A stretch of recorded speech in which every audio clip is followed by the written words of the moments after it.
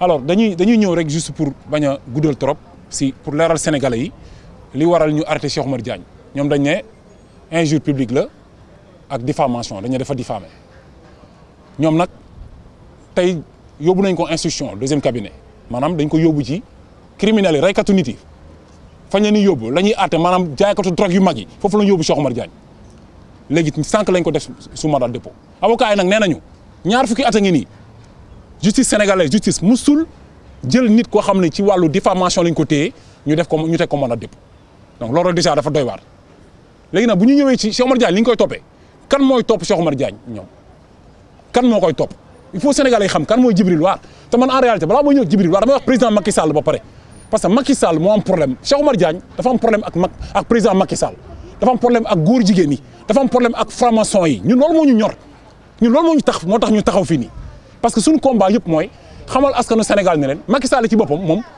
Jeune Afrique moo ko wax franc-maçon la Djibril War c'est un défenseur d'homosexuel te yonent bi ne kuy ànd ku ne ña nga àndal ci ñooñu nga bokk kon moom ci ñooñu la bokk moo tax ñu am sañ-sañ ñu taxaw ne moom kon góor jigéen la léegi nag li am solo ba mu leer mooy moom nañ ko xam ñoom ñu xam ko kon ñun du ñu bàyyi benn yoon Djibril War moo taxaw ci assemblée nationale bi dem na parlement CEDEAO mbéj fu jigéen Djibril War la Djibril War taxaw nañu assemblée bi di accuser ay 600 millions di ko accuser ay députés yu nekk si parlement bi foofu Djibril War day saaga en direct émission bu ñuy def Walfadjri en direct Djibril War di saaga Cheikh Oumar Diagne naan ko su ma la jàppee naan def ni jigéen di Djibril War récemment rek sorti bi mu def sëriñu daar yëpp la saaga ne ay góor jigéen lañ léegi Sénégal nag léegi lan mooy problème bi en réalité lan moo tax justice sénégalaise bëgg jéng ci pouvoir bi ak ñi nga xam dañoo ànd ak pouvoir bi fan lañ ko teg bu fekkee dañoo yaakaar ni ñun nañ leen bàyyi ñu jàpp Cheikh Oumar Diagne di ko sànq mooy nax nañ seen bopp kon na askanu Sénégal yëpp noté ñu xam ni Macky Sall moo am problème ak Cheikh Oumar Diagne Djibril War défenseur d'homosexuel Macky Sall pro gay la di dooleel ngóor jigéen ci àdduna bi ñoom ñu créé seen PGA Macky Sall moom waxatuñ ko ndax ministère du genre la fi créé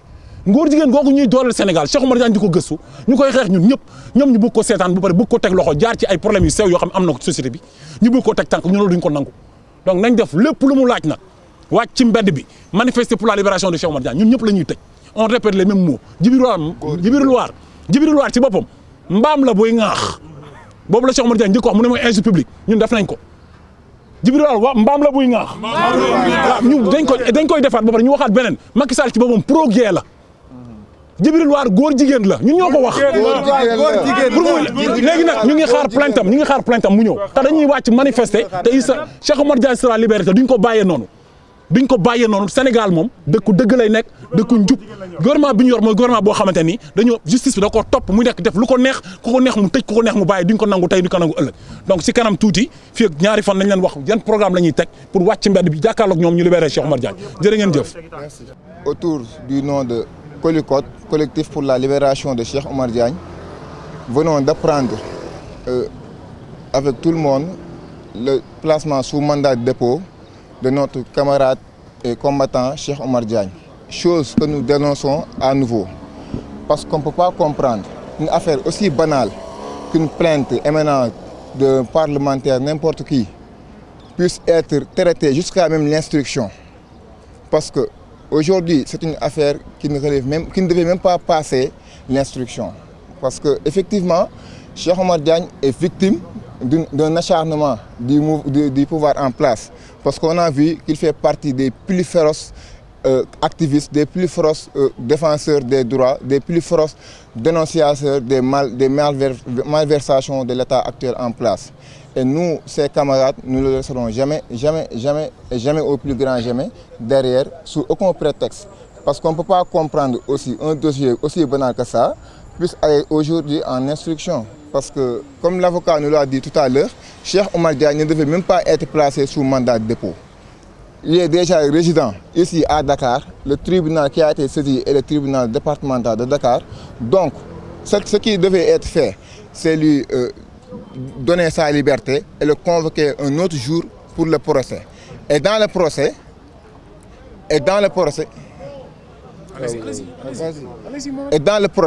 il fallait le laisser défendre son argumentaire. Parce qu'il est reproché aujourd'hui de diffamation, d'injure publique, d'insultes via des technologies informatiques. Et c'est pour ce qui relève de la diffamation, aujourd'hui, Cheikh Oumar Diagne, ce qu'il a dit est clair et net dans les réseaux sociaux. Si vous tapez PGA et vous mettez le nom de Cheikh Oumar Diagne, autant pour moi de Djibril War, vous verrez qu'il est parmi les députés membres de PGA, Djibril War. Et pour ce qui résulte de l'insulte publique ou bien des injures, la fois passée, dans l'émission de Walfaderi, on a vu carrément que c'est Cheikh Maître Djibril War qui a appelé et qui a dit à Cheikh Oumar Diagne qu'il va le traiter comme une femme. C'est lui qui a dit à Cheikh Oumar Diagne, le jour où il le verra, il va le traiter comme une femme. Et Cheikh Oumar a retorqué en lui disant « Mam Khoukhna ». Donc, là-bas, il n'y a pas d'injure, il n'y a pas d'insulte publique. Ce qui se fait actuellement, c'est de pur acharnement. Et nous qui sommes regroupés ici, regroupant plusieurs mouvements de la société civile, nous ne laisserons jamais cet état ou bien cette justice à deux vitesses faire. Parce que, notons-le, il n'y a pas longtemps, des camarades activistes ont été tabassés, ils ont introduit une plainte, mais il n'y a pas de suite. Et mais puisque Djibril War fait partie de la mouvance présidentielle, Djibril War est député de la majorité présidentielle, ce qu'il fait, il peut instrumentaliser la justice. Dans quelle justice sommes-nous? Dans quelle justice sommes-nous? Aujourd'hui, la justice, elle, ne devait pas se laisser faire. Elle devait prendre ses responsabilités. Parce qu'aucun juge sérieux ne devait même mettre ce dossier en instruction jusqu'à même faire un mandat de dépôt. Ça, c'est chose que nous déplorons et nous n'allons pas se limiter simplement sur ce point de presse. Cheikh Oumar Diagne en prison, Maître Djibril War en liberté, qui est aujourd'hui un fervent défenseur des causes LGBT, nous ne l'accepterons jamais du tout.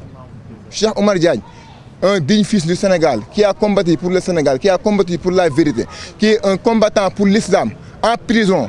Djibril War, qui est connu pour ses injures, ses insultes. On a vu ce qu'il a fait à l'Assemblée nationale de CEDEAO. Ce qu'il a fait récemment lors de la levée de l'immunité parlementaire du député Ousmane Sonko. Ce qu'il a fait. Ce qu'il fait dans les plateaux. Récemment, il a traité les Serigne Dara. C'est eux qui incitent les jeunes à pratiquer les actes homosexuels. On l'a tous vu. Le procureur ne s'est même pas autosaisi. Et ça, c'est insulter toute une oumma. Il a insulté l'islam, tous les Dara. Mais il n'y a aucune réaction. Oui, parce que lui, il est avec le président, parce que lui, il est dans la majorité présidentielle. Aujourd'hui, il peut se permettre de faire tout ce qu'il veut et aussi pour faire subir l'injustice à d'autres qui n'ont fait la seule faute ou bien la seule infraction, c'est de combattre pour les Sénégalais. Ça, nous ne l'accepterons pas. Et nous n'allons pas nous limiter, comme je l'ai dit tout à l'heure, à ce point de presse. Nous allons faire tous les actes que nous avons l'habitude de faire pour que Cheikh Oumar Diagne ne passe pas des jours en milieu carcéral. Merci beaucoup.